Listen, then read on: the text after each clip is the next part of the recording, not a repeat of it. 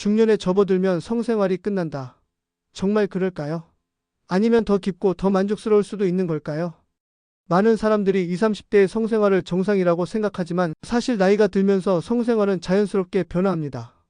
그 변화는 반드시 나쁜 것이 아니라 오히려 더 만족스러울 수도 있습니다. 우선 신체적으로 중년이 되면 남녀 모두 호르몬이 감소합니다. 남성은 테스토스테론이, 여성은 에스트로겐이 줄어들면서 성욕이 이전보다 낮아질 수 있습니다. 하지만 횟수가 줄어든다고 해서 성적 만족도까지 낮아지는 건 아닙니다.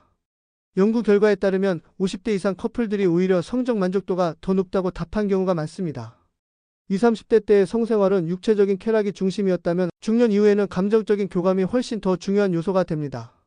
즉, 얼마나 자주 하느냐보다는 서로 얼마나 만족하느냐가 성생활의 핵심이 되는 것이죠. 성생활은 단순한 행위가 아닙니다. 부부관계의 건강을 유지하는 중요한 요소 중 하나입니다. 중년 이후에 성생활이 만족스러우면 부부관계 자체도 더욱 돈독해질 수 있습니다. 중년 이후의 성생활은 단순한 육체적 행위가 아니라 감정적인 유대감과 친밀감이 핵심 요소로 변합니다. 이를 이해하는 것이 가장 중요합니다. 그럼 많이들 고민하는 문제를 이야기해 볼게요. 요즘 발기가 잘 안 됩니다. 전엔 자연스럽게 됐는데 이제는 노력해도 잘 안 돼요. 많은 중년 남성들이 같은 고민을 합니다. 하지만 이건 단순한 기능 저하가 아니라 몸의 자연스러운 변화일 뿐입니다. 남성 호르몬 감소, 혈액순환 문제, 심리적 압박이 원인이 될 수 있죠. 예전엔 일주일에 몇 번씩 했는데 요즘은 한 달에 한두 번도 겨우 합니다.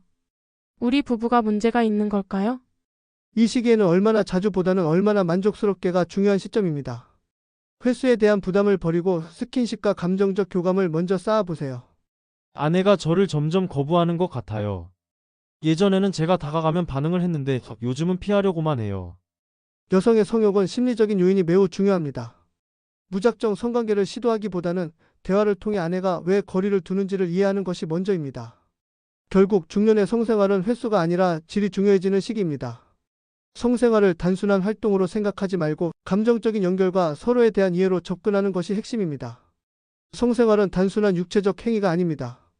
부부관계를 유지하는 중요한 소통의 수단입니다. 변화하는 과정에서 서로를 이해하고 부담 없이 즐기는 것이 가장 중요합니다.